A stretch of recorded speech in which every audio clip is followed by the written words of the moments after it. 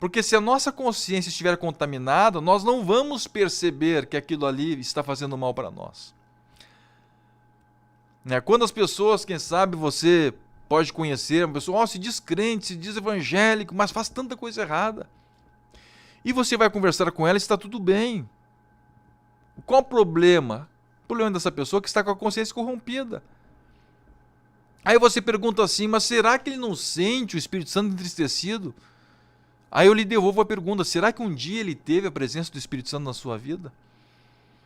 Muitas pessoas nunca conheceram essa ação do Espírito Santo. E muitas pessoas que até conheceram, a consciência vai ficando tão doentia, tão fragilizada, que ela não consegue mais perceber o quanto ela enfraqueceu. Ela não consegue perceber que ela está num caminho de mortificação da natureza espiritual que um dia ela recebeu no novo nascimento. Então veja, irmãos, por isso que a Bíblia nos mostra que nós precisamos continuamente termos renovado em nosso espírito essa comunhão com Deus. Isso aí tem que estar continuamente sendo renovado. Transformai-vos pela renovação do vosso entendimento, para que experimenteis qual seja a boa, agradável e perfeita vontade de Deus. O apóstolo Paulo escreveu aos Romanos capítulo 12. Então nós temos que nos renovar. A nossa consciência precisa estar pura para que sejamos aptos a entender isso aí. Então quando a consciência da pessoa está corrompida, ela vai vivendo, irmãos, e ela não vai percebendo o que está errado. Ela não percebe. É interessante, né, que a gente não percebe que está envelhecendo. Você já percebeu isso aí? Nós não percebemos que nós estamos envelhecendo e a gente não percebe também que as pessoas que convivem com a gente estão envelhecendo. Você já teve uma experiência de olhar uma fotografia, aí você olha assim, misericórdia, olha como eu envelheci. Ou então, olha só como aquela pessoa envelheceu. Olha como ele era magrinho e agora está gordo. Agora está barrigudo, né? Antes era tão magrinho. A gente não percebe que as pessoas que estão conosco mudaram. A gente não percebe que a gente mudou. Porque aquilo ali vai se tornando, aquela alteração vai acontecendo e a gente não vai percebendo que houve alteração. Eu tenho certeza que você está lembrando aí de ocasiões como essa. Da sua família mesmo, mas olha só como aquela pessoa era. Parece que o seu filho nunca mudou. Parece que seu pai nunca mudou, parece que seu irmão nunca mudou. É a mesma pessoa, parece que é exatamente a mesma pessoa que sempre foi. Mas quando você pega uma fotografia de 10, 20 anos atrás, ou uma pessoa mais nova, de 2, 3, 4, 5 anos atrás, quando é criança, você olha, mas que diferença. Por quê? Porque a gente vai se conformando, irmãos. Nós vamos... A gente, quando começa esse processo de transformação, a gente não percebe aquilo ali. A nossa mente vai absorvendo aquilo ali como se fosse uma coisa normal. E a pessoa que tem a sua consciência maculada, sua consciência corrompida, ela não percebe que a sua consciência está sendo atingida. Por quê? Porque a consciência que faz a análise daquilo que é certo e que é errado, ela não consegue fazer análise, ela está corrompida. Então, para aquela pessoa, ela não está mudada. Ela não sente o quanto ela se afastou do projeto de Deus. Por quê? Porque a sua consciência foi sendo cega, a sua consciência foi sendo corrompida. Então ela não percebe. Por isso que a Bíblia nos mostra, a Bíblia mesmo fala dela própria, que ela nos purifica e purifica a nossa consciência. É como aquela fotografia, aleluia, que nos mostra como nós deveríamos ser, como nós fomos um dia. Ela nos mostra o que é a palavra e nos mostra a distância que há entre o nosso modus vivendi e o modus vivendi estabelecido pela palavra. Então, a palavra precisa estar continuamente purificando o nosso espírito, purificando a nossa mente, para que a gente perceba o que está acontecendo. Agora, a pessoa que rejeita a palavra, a pessoa que rejeita essa busca, esse modo de vida que nos leva a buscar a Deus, ela vai se corrompendo, ela vai mudando, ela vai se afastando de Deus sem se dar por conta disso. E você pergunta para ela assim, homem, como é que está a tua comunhão com Deus? Está bem. Ela não percebeu que ela envelheceu, ela não percebeu que ela está perdendo vida, ela não percebeu que ela está morrendo, que ela está num processo de morte. Então veja, irmãos, quando nós estamos com a vida espiritual em nosso espírito, nós começamos então a perceber aquilo que convém e aquilo que não convém. Você começa agora a identificar aquilo que faz mal e aquilo que não faz mal. Aquilo que faz mal começa a ficar claro para a sua vida que aquilo ali faz mal. Olha só, isso aqui está fazendo mal para mim, eu não vou fazer mais. Eu não sabia que isso aqui fazia tão mal, mas agora que eu tenho a vida de Deus na minha vida, agora que eu tenho esta capacidade sensorial no meu espírito, de sentir aquilo que é espiritual, agora eu estou vendo o prejuízo que isso causa à minha vida espiritual. Eu não percebia isso aí antes.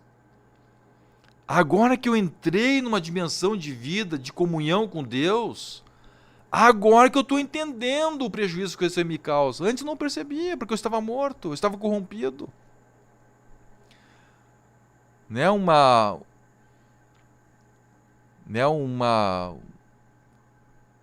Um lugar sujo, um pouquinho mais de sujeira não faz diferença. Agora um lugar limpo, uma poeira, já se sente a diferença. Já chama atenção. Aquele lugar limpinho, um grãozinho de poeira, já chama atenção. Agora, no lugar todo sujo, pode cair um balde de água de sujeira, né? Um balde de sujeira ali, de poeira. As pessoas nem percebem, porque já estava sujo mesmo, nem se dão por conta de que alguma coisa a mais sujou aquilo. Então, veja, irmãos, o princípio da conveniência é um princípio válido, é um princípio que acontece com aquela pessoa que tem vida espiritual. Aquela pessoa que conhece comunhão com Deus. Ela então começa a perceber aquilo que afasta ela de Deus, aquilo que prejudica a sua comunhão com Deus. E ela começa a agir então para manter essa vida, manter essa saúde espiritual que é tão importante para ela. Um outro princípio, irmãos, um outro aspecto que nós precisamos entender é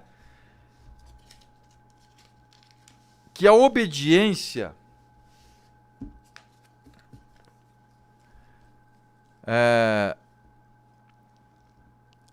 a Deus, esse modus vivendi em decorrência da obediência a Deus, é uma obediência em benefício do próprio ser humano. Esse é também um dos princípios da pessoa que nasceu de novo.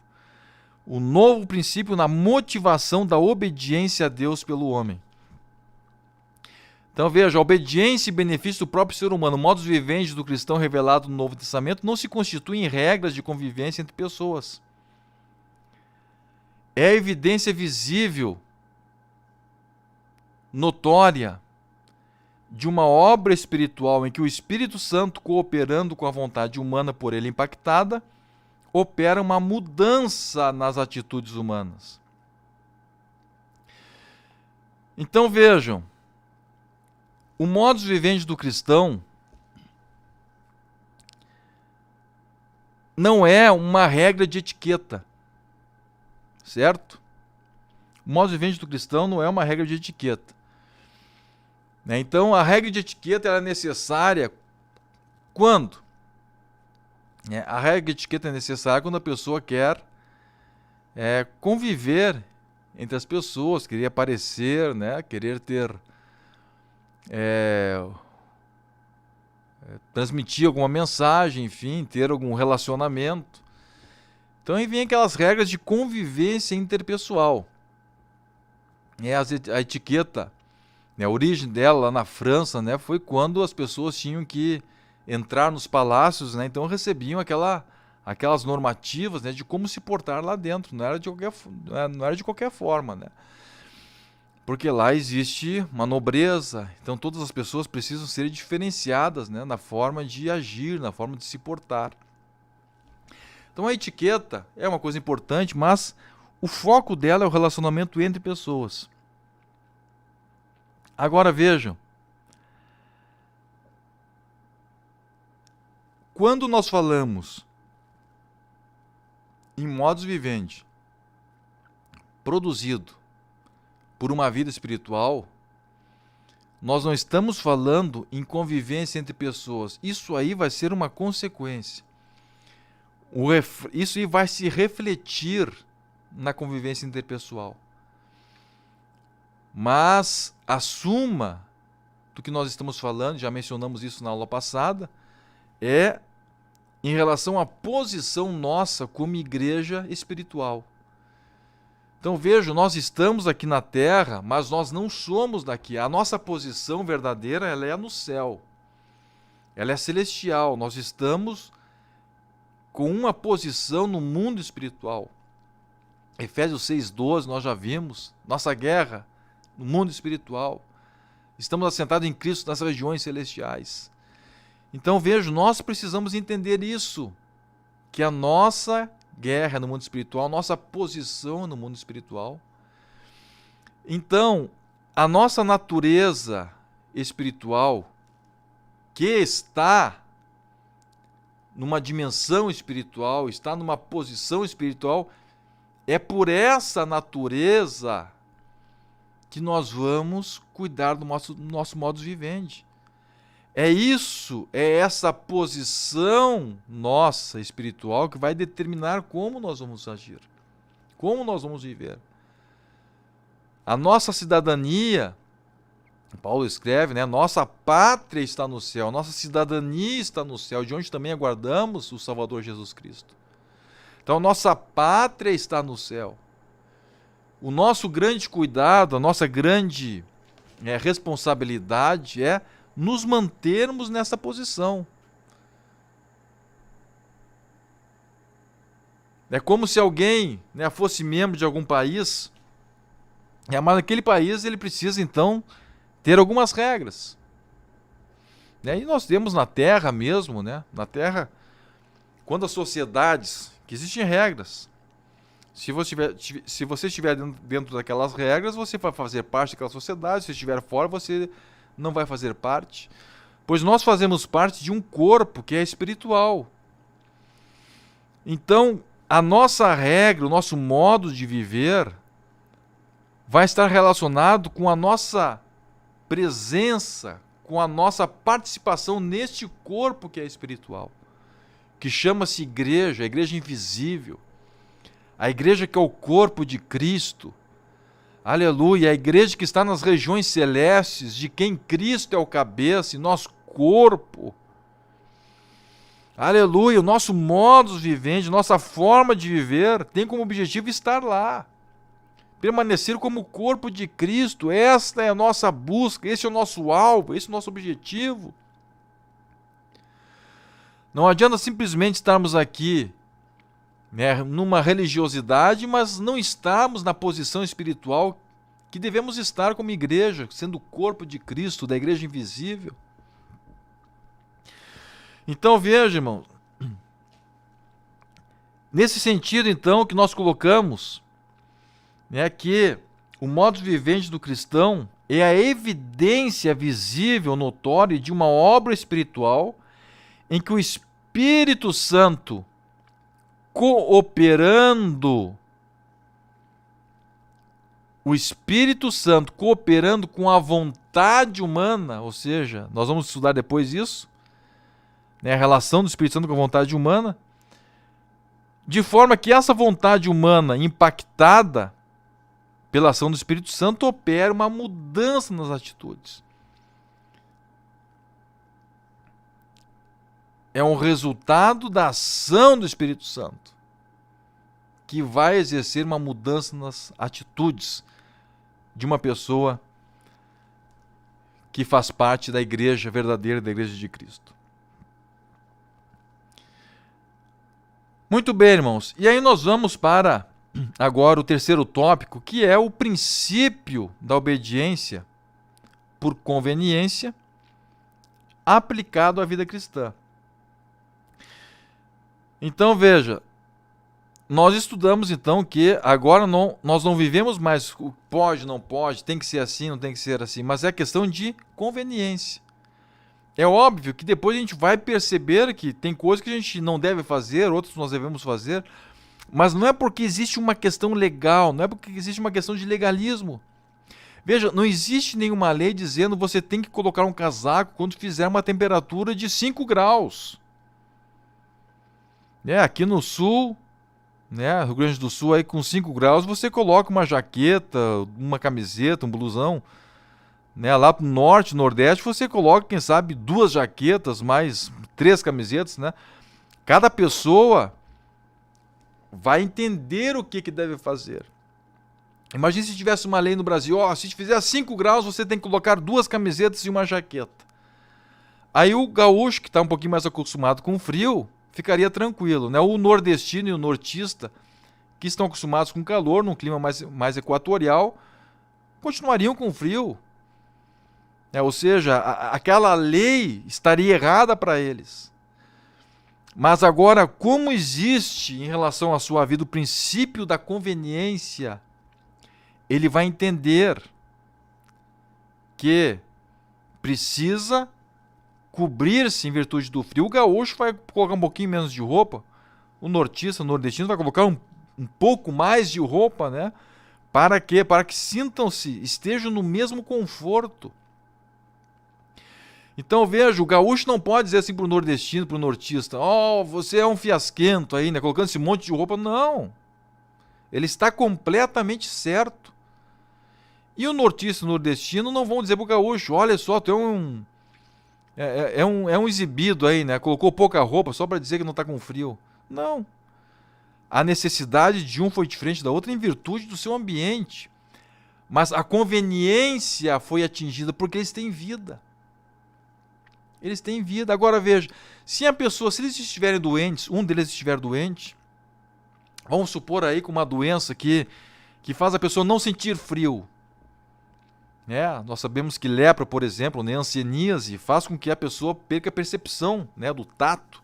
Isso faz com que as pessoas vão se machucando, vão estragando sua pele e acaba até perdendo alguns membros do seu corpo. Mas vamos supor que uma doença que a pessoa não sente frio. Aí ela está com problema. Ela vai sentir problemas, porque ela tem que colocar roupa. A natureza dela exige que ela coloque roupa. E ela vai morrer se não colocar a roupa naquela temperatura. Agora, a natureza dela precisa estar saudável.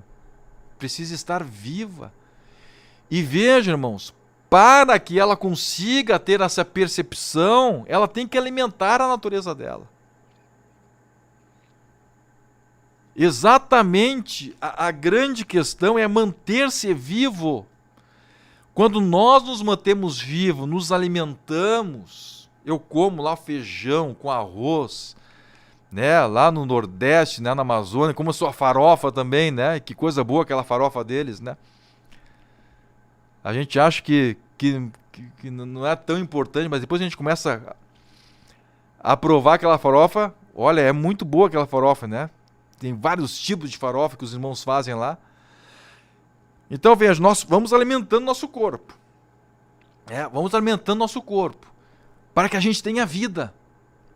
E quando nós temos vida, nós começamos a agir por conveniência.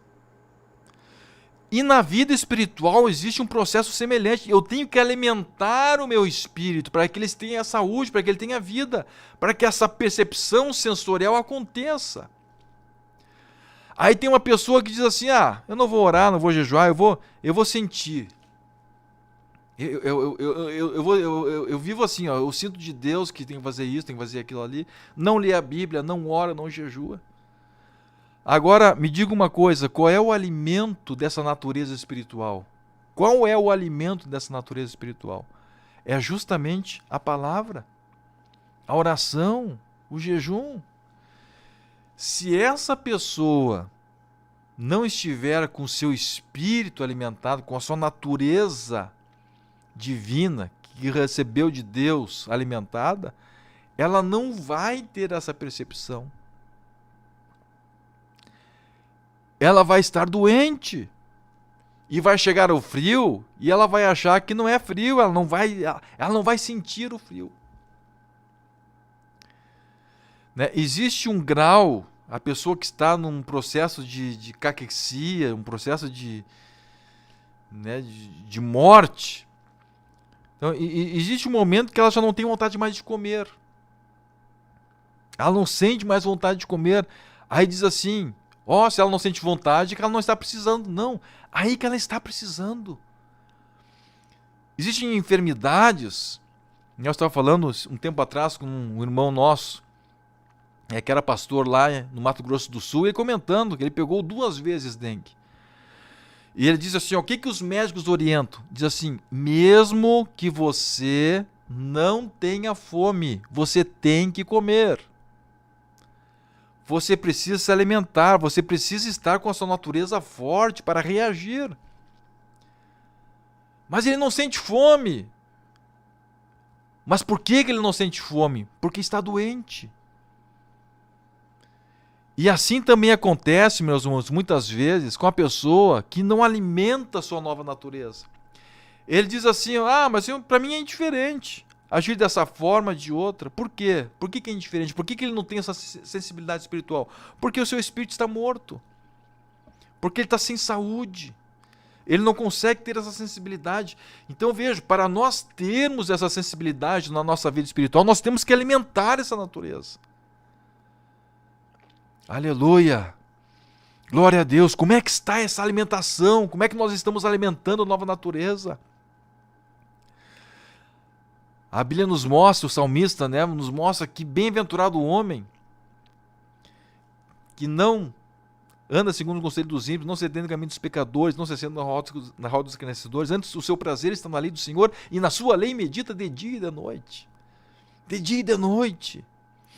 A lei, quando Deus deu a lei para o povo de Israel, diz, vocês falem dessa lei, quando se levantar, andando pelo caminho, ao deitar-se, em todo momento vocês têm que estar com essa lei, vocês têm que estar se alimentando.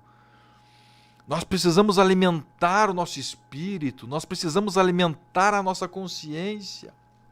E quando a nossa vida espiritual estiver bem alimentada, ela vai ter uma percepção espiritual daquilo que é espiritual aguçada, vai ter uma percepção sensível. E ela vai entender aquilo que convém e que não convém. Quando ela deixar de fazer uma coisa, ela vai se sentir fraca, ela vai dizer, eu preciso fazer isto. Então veja, irmãos, existe o princípio da obediência por conveniência aplicado à vida cristã. Qual é a diferença entre obedecer por uma imposição legal e obedecer por conveniência? A questão é de ter vida ou não ter vida. Agora vamos ver a obediência por conveniência. Obediência por conveniência é uma necessidade. É uma necessidade. Assim como as leis biológicas determinam o nosso modo de viver em muitos aspectos, e as obedecemos por serem uma conveniência e não por uma questão de licitude, assim também o modus vivendi determinado por Deus aos seus filhos deve ser obedecido por uma questão de conveniência. Mais do que uma obrigação, mais do que ser porque alguém está determinando isso, é por uma questão de necessidade de ter saúde espiritual e, consequentemente, viver com Deus e herdar a vida eterna.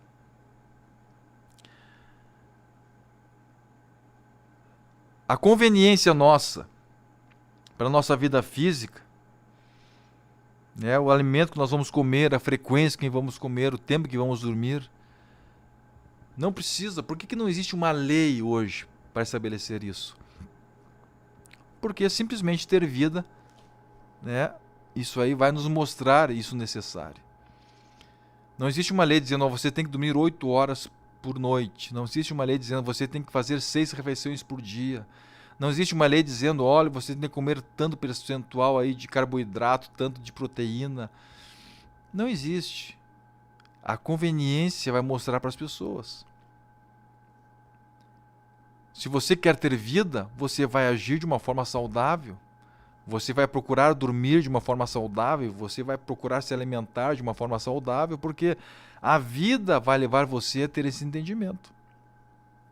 E você vai receber o resultado disso na sua vida. A sua saúde vai lhe dizer, é assim que tem que ser. E na vida espiritual, meus irmãos, também o impacto daquele modo de viver de santificação em nossa vida. E é tão lindo a gente ver isso acontecer. A pessoa que começa a entrar no caminho de santificação, ela começa a enxergar a ação de Deus na sua vida. A ação de Deus no seu espírito, aquela diferença. Aleluia, eu me recordo que uma vez a gente foi com outro pastor numa igreja de outro estado, e aqueles irmãos não eram acostumados a jejuar. E fizemos então lá um dia de jejum e oração. E naquele culto, irmãos, foi uma glória de Deus. Qualquer pessoa que cantava, era uma glória, uma glória, uma glória. Eles ficaram impactados, eles ficaram assim impressionados. O que está acontecendo aqui? Aleluia! Aquilo ali era o impacto da ação do Espírito Santo diante de uma ação humana, de uma atitude humana conveniente à vida espiritual. Aleluia. A gente começa a ver, opa, isso aqui é bom. Olha a vitória que Deus está nos dando. Olha o resultado na vida espiritual. Olha o que está acontecendo. Oh, glórias ao nome de Jesus. Que coisa preciosa, meus irmãos. É experimentar a vida de Deus. É experimentar a vida espiritual. Aleluia, aleluia. As pessoas não compreendem, por isso que o apóstolo Paulo escreve, né, que a palavra de Deus é a loucura para os que se perdem, mas para nós, os salvos, é poder de Deus. Para quem olha de fora é loucura, por quê? Porque eles não têm uma vida espiritual que recebe o impacto daquele modo vivente. Agora, para nós, a palavra, para nós que somos vivos, a palavra é alimento. E nós sentimos o impacto em nossa vida, o poder de Deus em nossa vida. Oh, glórias ao nome de Jesus. Aleluia. Aleluia. Eu estava falando um tempo atrás com um irmão, ele comentando que estava numa maior luta em certo momento da sua vida. E ele então, sendo tentado a murmurar daquela situação, mas ele disse, não, eu vou me submeter a Deus. E ele disse que foi uma das maiores experiências que ele teve. Ele foi convidado para pregar numa igreja. Ele entrou naquela luta tremenda, mas naquele propósito de Deus, aquele propósito de fidelidade. E disse que quando ele entrou naquela igreja, ele ia passando pelos corredores, e os endemoniados começavam a entrar em colapso, os demônios começavam a sair das pessoas. Algumas pessoas foram curadas sem ele ter feito nada. Simplesmente por aquela ação de submissão dele a Deus, apesar daquela situação difícil que eles estavam enfrentando.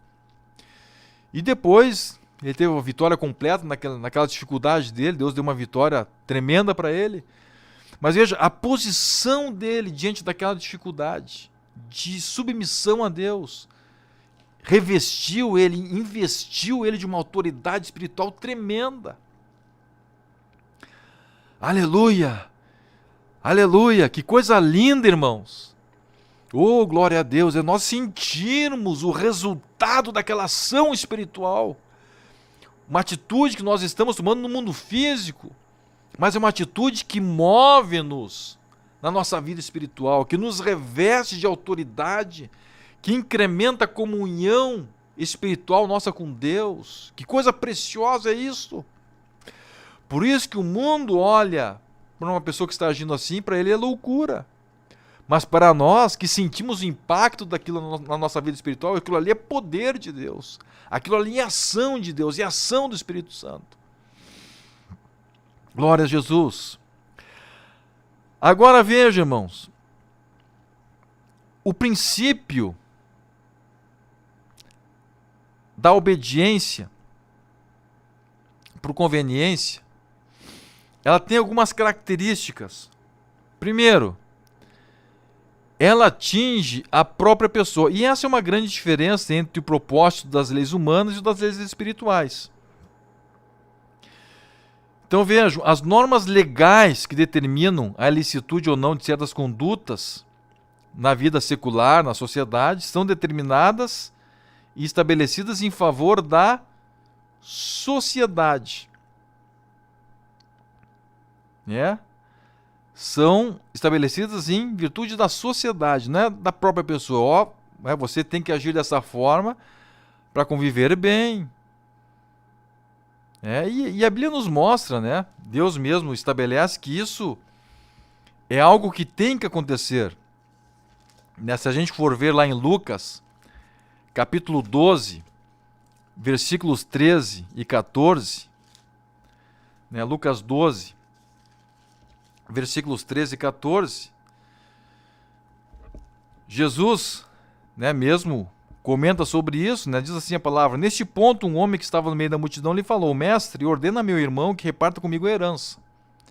Mas Jesus lhe respondeu: homem, quem me constituiu juiz ou partidor entre vós? Ou seja, o juiz, o partidor entre vós aí para decidir sobre a herança, isso aí tem aí no mundo. Isso é algo que já tem na sociedade. Esse regramento aí não precisa vir a mim.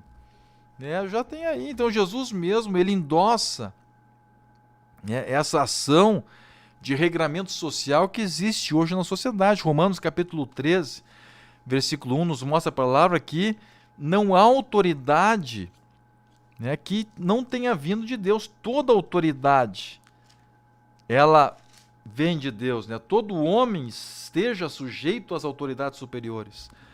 Porque não há autoridade que não proceda de Deus. E as autoridades que existem foram por ele instituídas.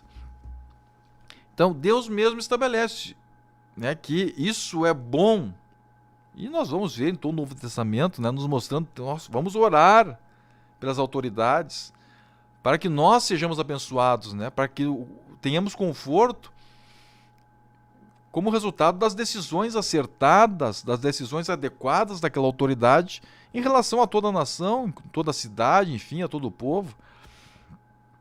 Então vejam, obviamente, desde que submissa aos princípios divinos, uma autoridade que quer levar a população a se levantar contra os princípios divinos, é óbvio que aí ela saiu de debaixo, ela deixou de estar sob a autoridade de Deus naquele ponto.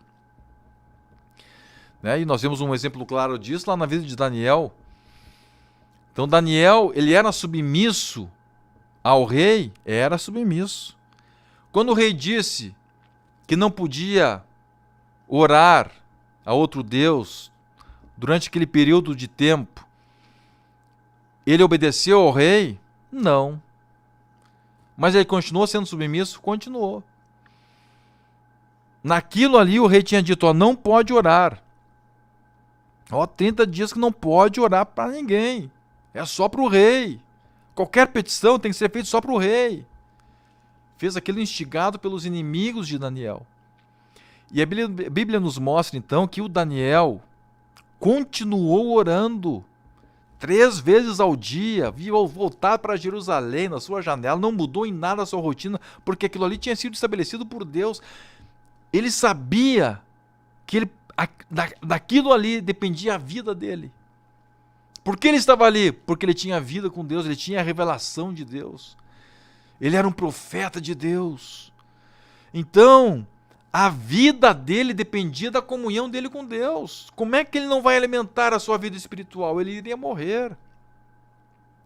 Então veja, irmãos, essa é a ação de Satanás. É fazer com que o crente deixe de alimentar a vida espiritual. Aqueles homens não tinham dito assim para o rei: ó rei, vai lá e mata Daniel. Não. Eles só fizeram uma estratégia: vamos tirar a vida espiritual de Daniel. Porque se Daniel perder a sua vida espiritual, acabou tudo. E a Bíblia expressamente afirma, Jesus afirma isso. O sal, quando se torna insípido, não serve a mais nada senão para ser pisado pelos homens. Se nós perdermos o sabor, se a igreja perder o sabor, acabou tudo. Acabou-se. Acabou o seu prevalecimento, acabou a sua relevância neste mundo. Porque a igreja depende da sua vida espiritual. A igreja depende de ter comunhão com Deus. E o diabo faz isso, meus irmãos. O diabo ataca a comunhão com Deus. Ele quer tirar na vida da igreja. Pode ter igreja de tudo que é tipo. Pode ter, pode ter catedrais e mais catedrais. O que não pode haver nos projetos de Satanás é vida dentro daquelas igrejas. O que não pode ter dentro daquelas igrejas é comunhão com Deus. E é isso que ele ataca. É isso que ele quis tirar de Daniel. Aleluia, porque quando a igreja perder o sabor, quando o sal ficar insípido, aí os homens vão pisar em cima dele. Aí os homens vão acabar com tudo. Oh, glorificado é o nome de Jesus. Aleluia, mas a Bíblia nos mostra, irmãos, que Daniel, embora tivesse aquela ordem para tirar a sua vida espiritual, ele disse: não, a minha vida espiritual eu não posso perder. Qualquer coisa eu posso perder, mas perder minha comunhão com Deus não posso. Se eu perder essa comunhão com Deus, eu acabo. Aleluia, e ele foi orar. E o que aconteceu com ele? Foi para a cova dos leões. Quando aquele rei passa a noite inteira sem dormir, porque ele gostava muito de Daniel, ele não imaginava que quem iria ser atingido era justamente o amigo dele. Aleluia, quando surge a alvorada, ele vai para a cova dos leões, diz: Daniel, Daniel, será que o teu Deus te livrou da boca dos leões? Daniel escuta aquela voz e ele grita: ó rei, meu senhor. Veja, Daniel desobedeceu o rei. Naquele momento que o rei disse que ninguém poderia orar a outro Deus, a um Deus que não fosse o próprio rei, ele desobedeceu. Mas ele continuava submisso. Ele continuava dizendo: o rei é o meu chefe. Nisso aqui eu não posso obedecer ao rei. Mas ele continua sendo meu chefe. Aleluia. Ó rei, meu senhor, que coisa linda essa submissão que estava no interior de Daniel. Isso aí também fazia parte. Isso também fazia parte dessa necessidade que ele tinha de manter a sua natureza espiritual viva, a sua comunhão com Deus viva, a sua sensibilidade espiritual viva na presença de Deus. Ó rei, meu senhor. Então veja, irmãos, as leis humanas são regramentos para a sociedade. Deus está nisso aí, obviamente desde que não sejam contrárias à vida espiritual. Naquilo que for contrário à vida espiritual, como Daniel, devemos continuar sendo submissos, mas naquele ponto específico, aí a obediência a obediência, então, tem que ser, a priorização da obediência tem que ser ao que Deus estabelece, para que a nossa vida espiritual permaneça. Mas a submissão, aquele espírito submisso, em relação às demais coisas, né, e a posição daquela autoridade, a Bíblia nos diz que tem que se manter, porque não há autoridade, né, que não proceda de Deus, é o que a palavra expressamente afirma. Agora veja, irmãos, ao contrário da lei humana,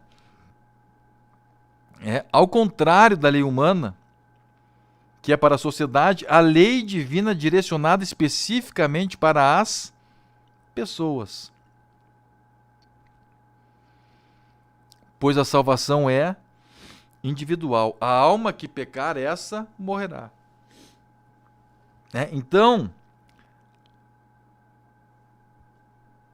a lei de Deus, ela impacta as pessoas individualmente. É claro que quando todas as pessoas forem impactadas, a sociedade também vai mudar. As relações interpessoais também irão mudar. Por quê? Porque as obras da carne, elas são obras que levam as pessoas a se contenderem. As obras da carne levam as pessoas a agressões. Então, se nós olharmos as obras da carne, a gente vai entender que uma sociedade em que as pessoas individualmente sejam dominadas por Deus, esta sociedade vai ser uma sociedade bem-aventurada, vai ser uma sociedade abençoada. Por quê? Porque as obras da carne, a Bíblia nos mostra, Gálatas capítulo 5, versículo 19 em diante, que as obras da carne são conhecidas e são prostituição, impureza, lascívia, idolatria, feitiçarias, inimizades, porfias, competições, ciúmes, iras, discórdias, dissensões, facções, invejas, bebedices, glutonarias e coisas semelhantes a estas. Então veja, uma sociedade em que as obras da carne das pessoas estejam mortificadas, imagine que beleza. Não vai ter prostituição, não vai ter impureza, não vai ter lascívia, não vai ter idolatria, não vai ter feitiçaria, não vai ter inimizades, não vai ter porfia, não vai ter ciúmes, não vai ter ira, não vai ter discórdia, não vão ter dissensões, não vão haver facções, não vai haver invejas, bebedices, glutonarias. Então olha que maravilha, né? Então é claro que, indiretamente, essa ação do Espírito Santo, que é individual, ela vai impactar coletivamente. E é muito fácil a gente visualizar isso, por exemplo, nos presídios. Então, as galerias onde estão os evangélicos, galeria das igrejas, que as igrejas prevalecem, é uma outra realidade dentro do presídio. Tivemos as autoridades que conhecem isso, algumas emissoras, meios de comunicação já fizeram reportagens sobre isso aí, mostrando a diferença que é uma galeria onde existem pessoas que foram transformadas por Deus e as demais galerias de um presídio. Cidades que foram impactadas por Deus, a história nos mostra isso, onde chega o avivamento, ali muda a situação, transforma a realidade. Onde havia pessoas bêbadas, pessoas violentas, daqui a pouco aquilo ali fica transformado. Então vejam, a sociedade é impactada por isso. Se nós formos olhar a situação da mulher, no Oriente, até hoje a mulher é um ser secundário. Mas o impacto do cristianismo, que até hoje é sentido no mundo ocidental, fez com que no mundo ocidental a mulher tenha o mesmo valor do homem. Então a mulher no mundo ocidental está numa posição muito superior à mulher do mundo oriental, onde o cristianismo não prevalece. A situação da mulher no hinduísmo, por exemplo, no islamismo, a gente vê a diferença que é em relação à mulher diante do impacto do cristianismo.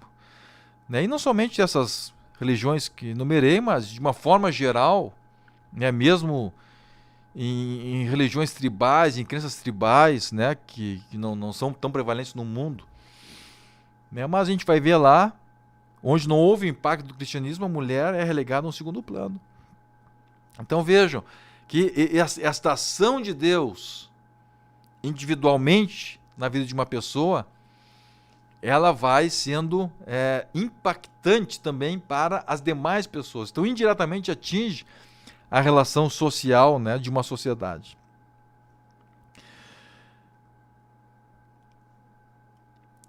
Agora veja, irmãos, a autodestruição é a consequência da desobediência às leis divinas. Tanto as leis biológicas quanto os mandamentos de ordem espiritual contidos no Novo Testamento devem ser obedecidos em favor da própria pessoa que obedece. Então, a pessoa, né, quando a gente entende isso, que o propósito da lei espiritual é a própria pessoa, a pessoa que obedece aquilo ali, ela própria vai ser beneficiada. Agora tem pessoas que são como crianças, né? Tem crianças que tem uma fase que não gostam de ser alimentada. Parece que os pais têm que fazer como se fosse um favor para eles, né? Muito obrigado por você estar se alimentando. Porque a criança não entende que o principal beneficiário daquela alimentação é ela mesma. Ela mesma é aquela beneficiária, ela que vai ser, vai receber a nutrição, vai amadurecer, vai crescer, vai se desenvolver. Agora, existem pessoas que, por não terem desenvolvida essa sensibilidade espiritual na sua vida, ela acaba fazendo com que isso não seja essa sensação, essa necessidade de busca não se desenvolva nela. Então, para ela, tudo é uma obrigação. Olha, vou ter que fazer isso aqui. Orar, imagine jejuar, mas é capaz que eu vou passar fome. Mas imagine se eu vou passar fome, passar um dia inteiro aí sem comer. Para ela, tudo é difícil. Mas quando ela começa a ter sensibilidade espiritual, quando o seu espírito começa a ficar forte, quando o seu espírito começa a ficar robusto, e ela jejua, e ela sente na sua vida, veja, ela sente a graça de Deus na sua vida, ela sente a autoridade de Deus na sua vida, ela sente que ela saiu daquele período de oração, de jejum mais forte, ela sentiu que saiu dali com uma revelação nova, com uma autoridade nova na vida. Quantas vezes, irmãos? Aleluia! Quantos aqui? Nós teríamos muitas experiências para contar, pessoas teriam muitas experiências para contar, de revelações tremendas que receberam num período de oração e jejum. Revelações que nunca mais saíram da sua vida. Aleluia! Presentes de Deus. Oh, glórias ao nome de Jesus! E quanto mais aquela pessoa fica forte, irmãos, mais ela quer aquilo, mais ela quer orar, mais ela quer jejuar, porque ela sabe que vai receber coisas novas. Agora a pessoa que está debilitada espiritualmente, parece que é uma obrigação, parece que é um favor. Ela jejua, já quer que publique no jornal, lá no site, me coloca ali que eu jejuei. Aqui, pastor, estou jejuando aqui, ó. Agora quero ver se vamos dar mais oportunidades lá na igreja. Então parece que ele está querendo, ele está fazendo uma coisa para que é um sacrifício imenso. É uma coisa que ela não está fazendo para Deus, ela está fazendo para as outras pessoas. Por quê? Porque ela não percebe que ela está sendo beneficiada por aquilo. A pessoa, irmãos, que percebe, que experimenta o benefício, é como ela se alimenta. Aleluia, eu me alimento, quando eu me alimento, com uma alimentação balanceada, com arroz, feijão, carne, proteína, verdura, fibras, vegetais, legumes. Eu não preciso sair para todo mundo. Pessoal, olha aqui, ó. Olha aqui, hoje eu comi tomate, hoje eu comi vagem, eu comi alface, comi lentilha, comi um pedacinho de carne. Pessoal, eu comi isso, eu tô forte agora, eu tô bonito agora. Não precisa. Por quê? O beneficiado, ninguém precisa saber que eu me alimentei bem. O beneficiado sou eu. Eu me alimentei bem para eu ser o beneficiado. Para eu ser fortalecido, para eu ser né, ter a minha vida ativa, a minha vida fortalecida, a minha vida renovada. Eu que sou o beneficiado. Agora tem pessoas que não, parece que se ele tem que fazer o que a palavra nos mostra, que se ele tem que fazer, tomar uma atitude de santificação, de busca a Deus, ela quer que as pessoas reconheçam ela, mas vem, isso aqui é você. É uma necessidade.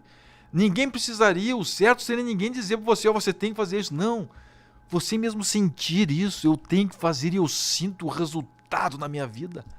Eu sinto uma autoridade de Deus na minha vida. Que coisa maravilhosa!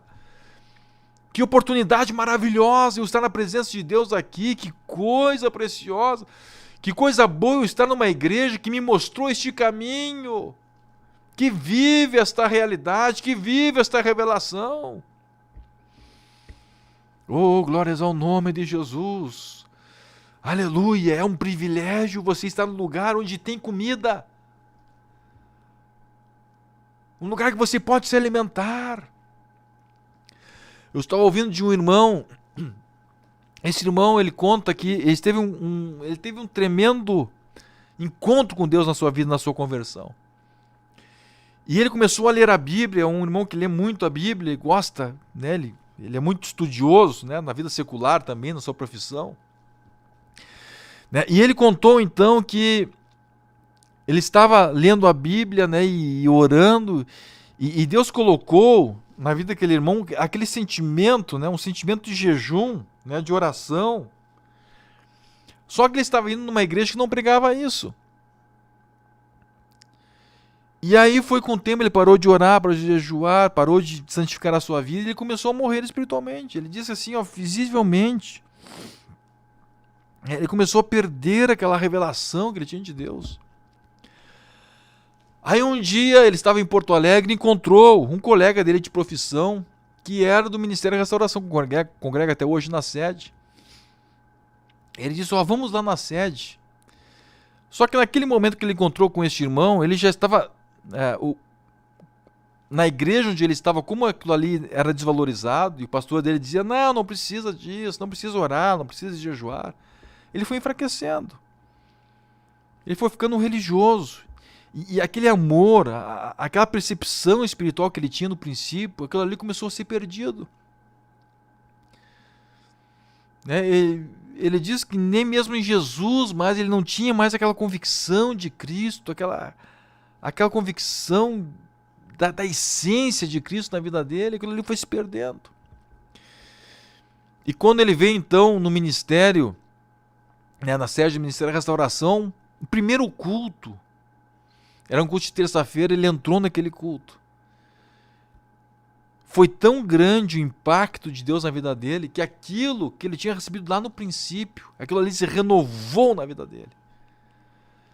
Aquele princípio de oração, de jejum, aquele amor pela santificação, aquilo ali se renovou naquele momento. E reviveu aquele espírito que estava sendo sufocado naquela denominação que dizia que aquilo ali não era alimento. Então veja, irmãos, a pessoa que está em um lugar onde não tem alimento, o que começa a acontecer com ela? Ela começa a perder a vida.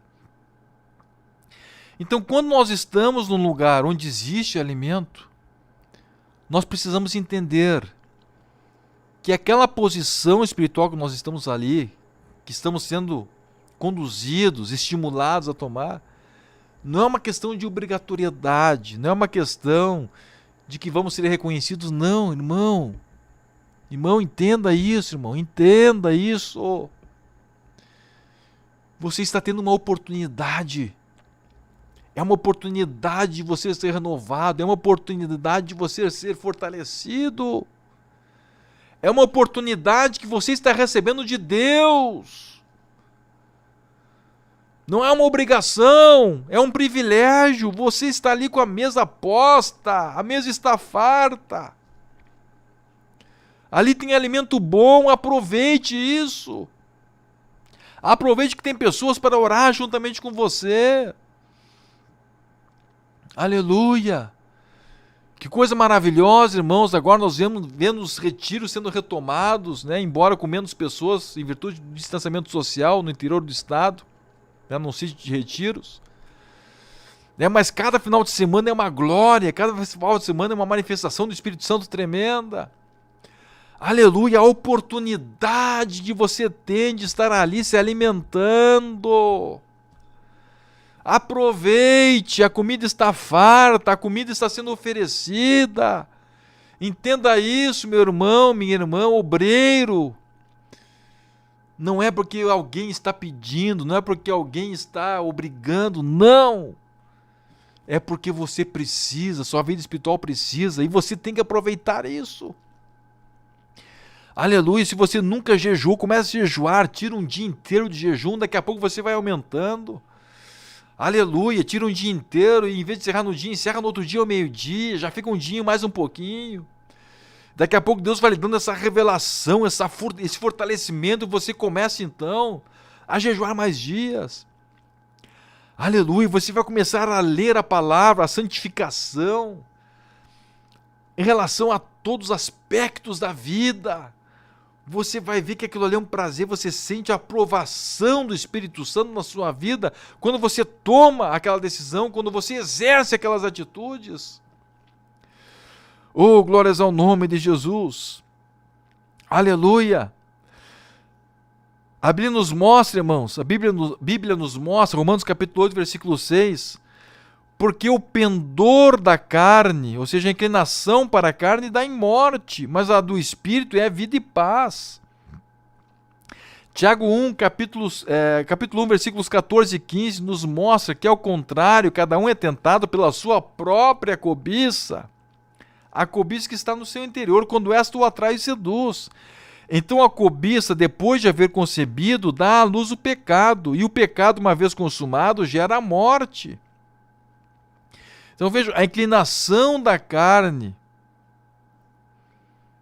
a inclinação para a carne, a inclinação para aquilo que se opõe ao Espírito vai nos levar à morte espiritual, vai nos levar ao afastamento de Deus.